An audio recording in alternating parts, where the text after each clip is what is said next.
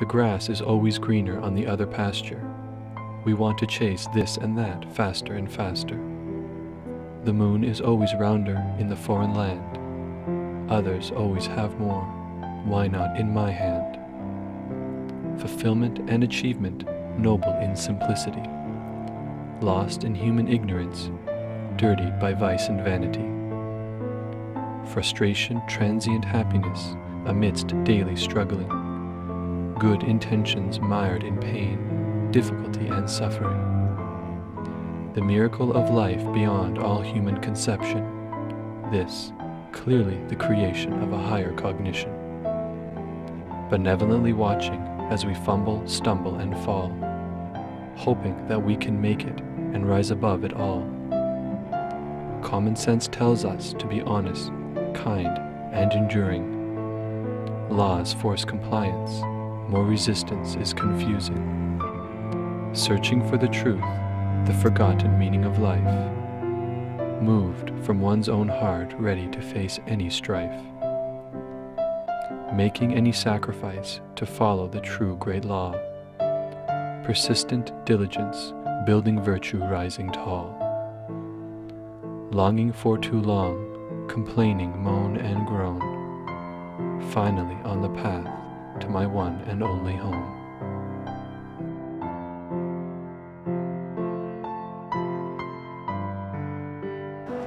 It was a nice day, and I was going to school, and I was just walking to school, and I saw in the mailboxes his picture, you know, Zenin.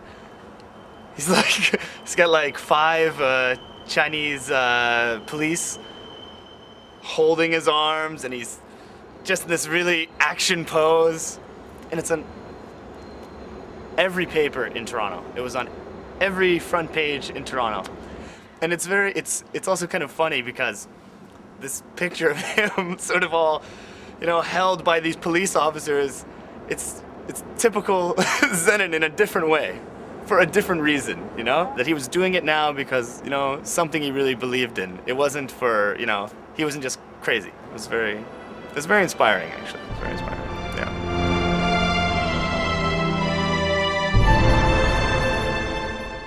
I'm the youngest of 3 children. I have a lovely sister who's 4 years older than me. Her name is Slauka. My brother is 3 years older than me. His name is Demetrius. We call him Metro. He prefers that. My mother's name is Arisha. I live with my mother now in Mississauga. It's a small city outside of Toronto in Canada.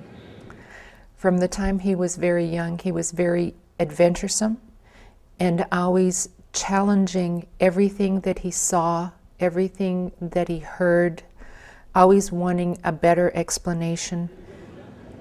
I was 10 years old when my parents got a divorce. I remember it well. It was something very hard to understand as a young boy. And like every other child in that situation, you know, I went to blame myself, but I was quickly corrected by my parents that of course it wasn't my fault. But yeah, I remember that. When Zenin was in his early teens and into his 20s, I guess, he was a very troubled young man. I had separated from his father when he was about 10, and he had no strong male influence in his life. It was a very difficult time for a young boy, and he was traveling on a very dangerous path. He was using drugs, he was drinking, he got caught stealing. It was a very turbulent and dangerous time for him. And I believe that if he hadn't found Dafa, that it could have been the end of him. The way I looked at life before I practiced Falun Gong, be it before drugs or during drugs, it was all the same. It was about what I could get from life, what I could take from others, what other people could give me, what society was doing for me. It was always about me, what I was getting first. And it was not until he came to Dafa that all of that changed. He stopped using drugs. He didn't even smoke. And he started to be different from the inside. His heart changed. Instead of only thinking about himself and wanting for himself, he turned his heart to others, which is a huge thing for a young man. And when I saw all of this, I realized that this must be something so profound to make such a powerful impact on a young man. And so I began reading.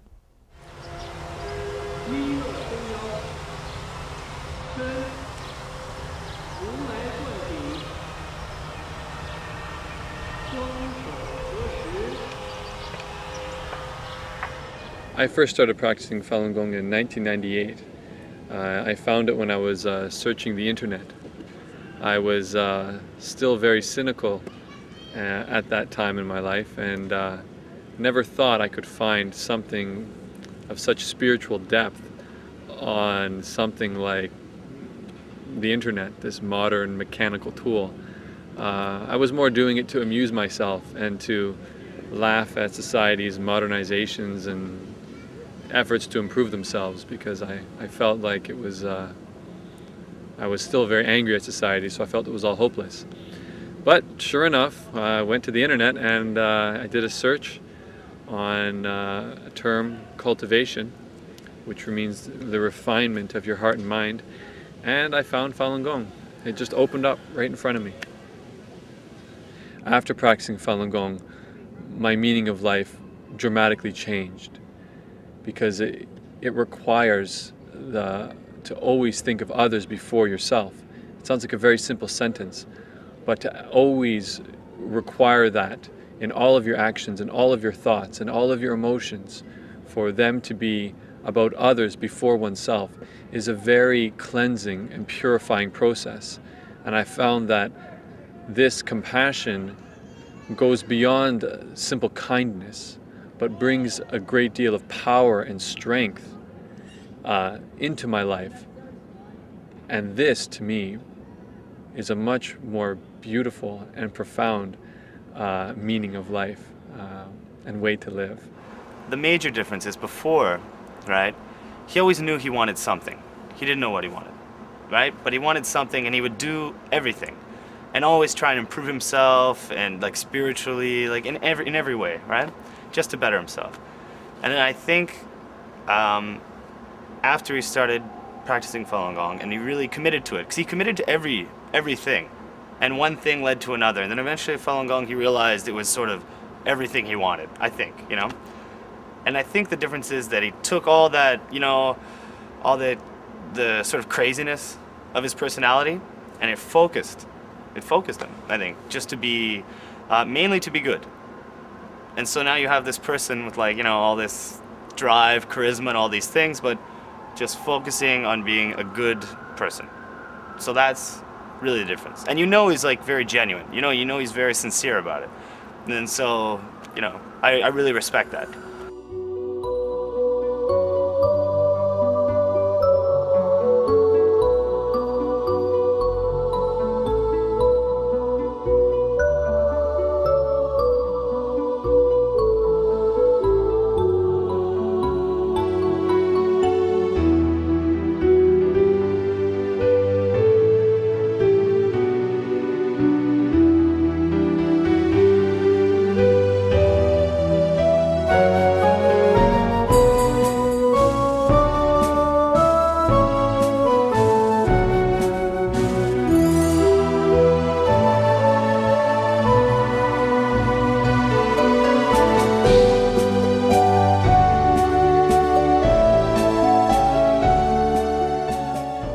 Fundamentals of what is being taught, which is Jen Shun Ren, or truthfulness, benevolence, and tolerance. They are universal ideals. I agree. Those principles, truthful, truthfulness, compassion, tolerance, that principle, no matter what language you translate that into. I mean, even if you didn't have a word for it, truth would exist, compassion would exist, and tolerance would exist, even if we didn't put words on it, even if we didn't interpret it from our own cultures and our own languages. These things exist for all human beings.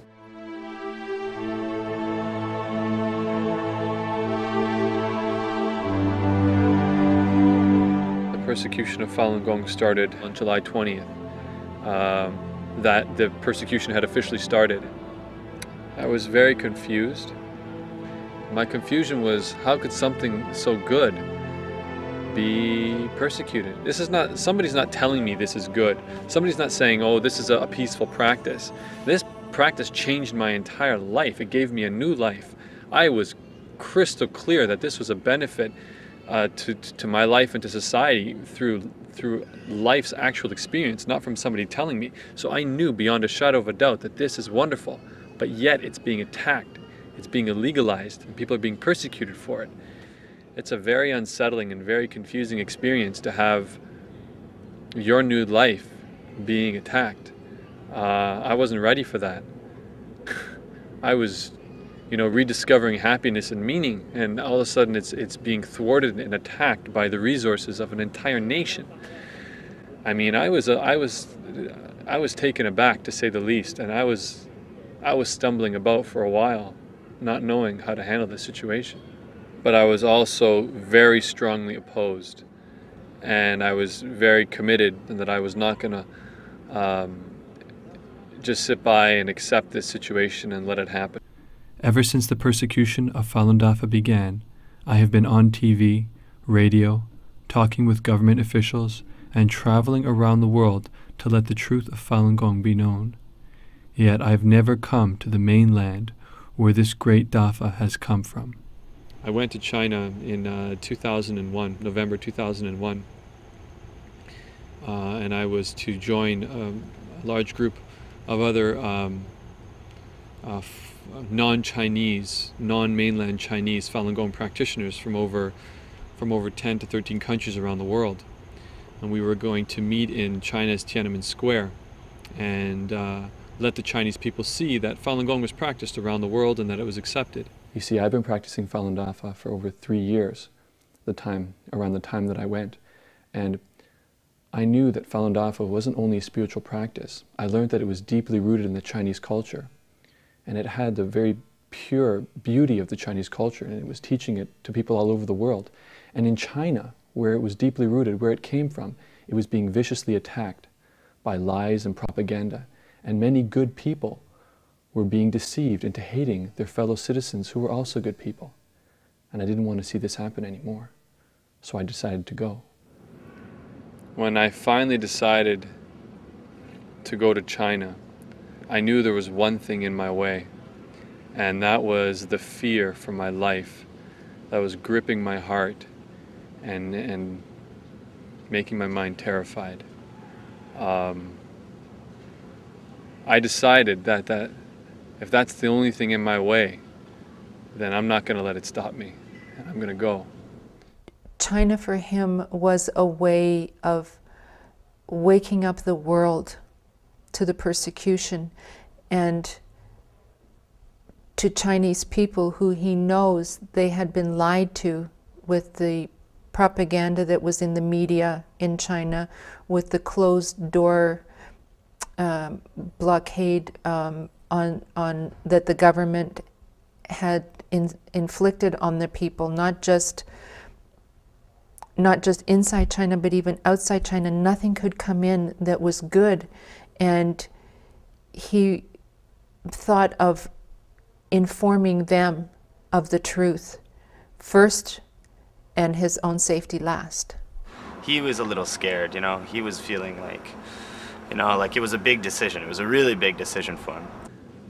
But that simple decision wasn't enough to eliminate that fear. My entire journey, from when I got to the airport in Toronto until maybe minutes before walking onto Tiananmen Square, those few days, every waking moment was, fear was my companion. all those days, and I was always in an unstable emotional and mental state. I was very shaken, very scared. There were times my knees shook. There were times my knees turned to jello, and there were times I would jump and be startled by a door closing or somebody asking me a question. I was really scared. I had thought about going and talk to him about it. He was more concerned for my welfare. He knew what his tolerance was should they torture him, but he was concerned about me. He was also concerned that if we both went, that the authorities would find out that we were mother and son, and that perhaps I would not be able to withstand watching him be tortured. Despite the fact that I was very emotionally distraught and scared, I knew that what I was going to do was very serious, that this was a once-in-a-lifetime event, and that I had come all this way, that I had to be responsible to what I was doing, and that I had to do this well. Before going to China's Tiananmen Square, I made a trip to the Great Wall, something I wanted to add to the trip and something else I wanted to leave to Chinese people, so I made a banner that said Falun Dafa is good in Chinese, and I hung it on the Great Wall.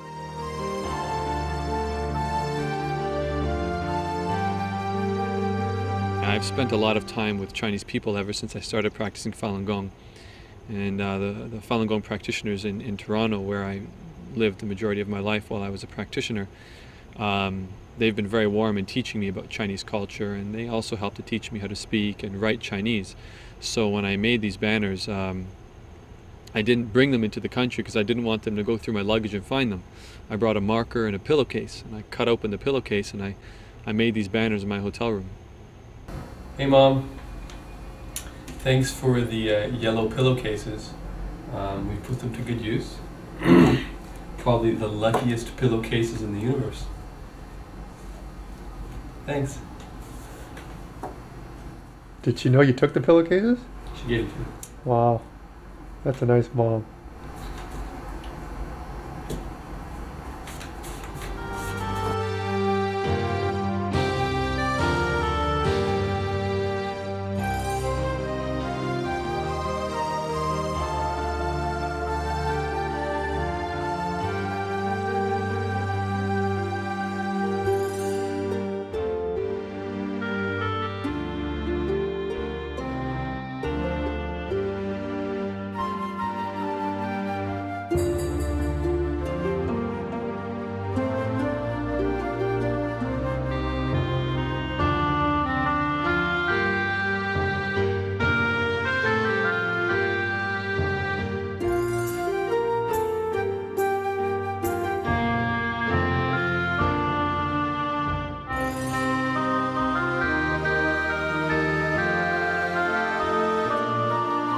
The more I'm here, the more I see how important it is we clarify the truth to people in China. So many people here, and so many people who don't know.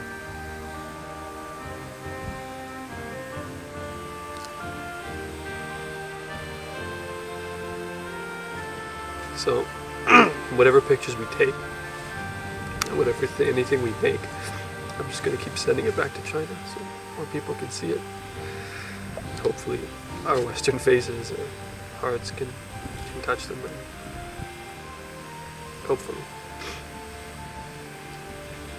I was riding around on a bicycle and I was like, man, this is disgusting. It stinks and I'm spitting and I'm like, this is just, I feel like I'm going to throw up. There's just so much smog. And I thought, well, I could just stay here forever. I'm right at home. I went to Tiananmen Square because that's the one place in China I felt that I could go and speak to everybody all over China. The one place I could go and felt like I could go to the heart of China if I was going to Tiananmen Square. And it's one place I can go to tell all of China my heart. At about 10 minutes to 2, I just I felt like a giant. And I just walked out of that park across the street to Tiananmen Square without one bit of fear, without one bit of hesitation, with clarity, with purpose, and with the meaning that I had always searched for my entire life. It was all there in my heart, in my mind, and I knew what I was doing. And I went on to Tiananmen Square and met the group of Falun Gong practitioners from around the world. Well, we gathered together, and some of us were familiar, so we were a little bit lighthearted, happy to see that, you know, we made it. And we got together and posed for just some group photos. And, you know, 36 foreigners in Tiananmen Square is going to start getting attention, even if you're not Falun Gong practitioners. And people started to look at us, and police were starting to take notice of us. And before they knew it, a large banner appeared. And that banner said, Zhen Shanren, Truth, Compassion, Forbearance, in big Chinese characters. And there was all of a sudden 36 people sitting in a meditation position in front of this large, beautiful banner.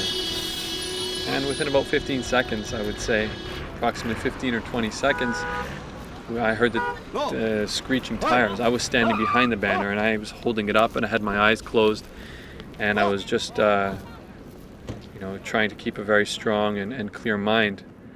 And I felt the banner starting to get tugged, and the police were there, and they were starting to pull the banner out. And then the banner got tied up into a knot, basically in the struggle. And no one could see the banner anymore, so I sat down in meditation. And many people were getting pulled here and there, but nobody was touching me. And then I remembered that the night before I prepared a banner similar to the one I hung in the Great Wall, except this one was horizontal. And I had it stuffed in my pant leg. It was a backup banner in case something went wrong. And I was sitting there in meditation, and I remember sitting there questioning myself, should I get up? Shouldn't I? Should I? And I remember asking myself, are you afraid? And I said, no, I'm not afraid. I said, well, then get up and go. And I got up and I ran. And I broke through the circle of vans there was a circle of police vans. They had encircled us so nobody could see. And I went running out, and I saw a police officer basically right there ready to grab me, and I tried to get around him, and somehow I did, and I just kept running. But then my banner was flapping because I was running so fast, and I couldn't get it out so people could read it. And this was a big decision I had to make, was either keep running and run and get out of there, get off Tiananmen Square, or stop and open that banner. And it was a split-second decision, and I just realized I had to do it. I had to stop because I was there for the Chinese people to read this banner that I made. So I stopped and I stretched it up over my head and I shouted as loud as I could, Falun Dafa Hao. And before I knew it, my face was rushing to the pavement. I had been grabbed by a police officer and thrown to the ground, and my hand caught the ground and stopped my face from smashing into the pavement, luckily. And then the police picked me up and began dragging me back to the police vans. But they had each one on my arm and one of them pushing me, and they weren't covering my mouth, so I kept shouting about Europe and Canada and America, and the whole world knows that Falun Dafa is good. And I was shouting it in Chinese so the Chinese people could hear and could see this foreigner. And my joy inside just kept getting bigger and bigger, and I kept thinking, why are they covering my mouth? Oh, who cares? If they're not covering, just keep shouting, keep going. And when I got back into the circle of vans, I couldn't believe it. I was like, I can't believe that this actually got accomplished. And then before I knew it, I was getting beaten. Punched in the face and all over the body and beaten into the vans.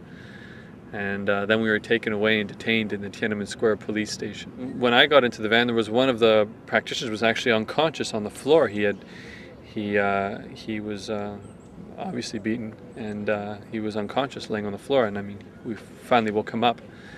Another friend of mine from Australia, his name's Chris, and his hand was broken. The other girl, Helena, who was in the van with me, later on she was also attacked by 5 police officers, I remember the police officer who had beaten me. He looked at me with this very, very, very angry look in his eyes. And I remember feeling so sad because he was really deceived.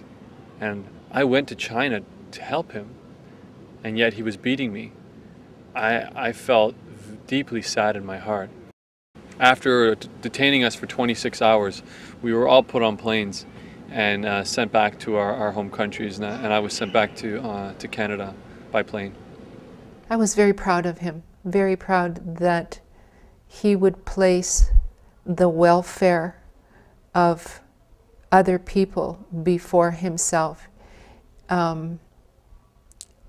As a mother, I think we always hope that our children will be upstanding citizens, and this just made me realize that more than just being a good person, his heart was there thinking of all the people that were suffering, all the people that were being lied to, practitioners and Chinese people as well, and all he thought about was to let them know the truth.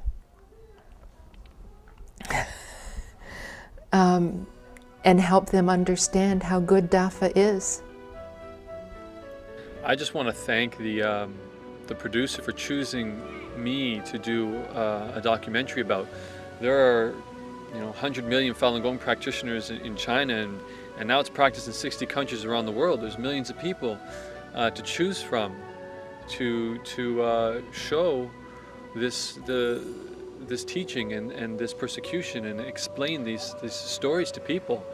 But I'm really happy that once again that I got to use my life and contribute to explaining this very complicated issue, this very serious social issue, this very serious issue for humanity. I'm very honored to continually take part and try and help this in any way I can, and I would like to help educate people and children and all people so that they don't have to go through the painful process that I went through of being lost without meaning. And I hope to help people better understand what's happening in China so that they can help stop this persecution. I hope the persecution of Falun Gong is going to stop now. This is a senseless misuse of a nation's resources, a nation's energy, and a nation's power to attack its own people, attack something that was bringing benefit to its own people. For Chinese people and for the world, I hope this persecution can stop now. And for myself, I just hope that I can continue to do my best to follow these teachings that have helped to give me a new life. I hope I can continue to live up to that wonderful standard of truth, compassion, and forbearance. It's not easy to do it all the time, and I just hope I can continue to grow and to be true to this wonderful teaching.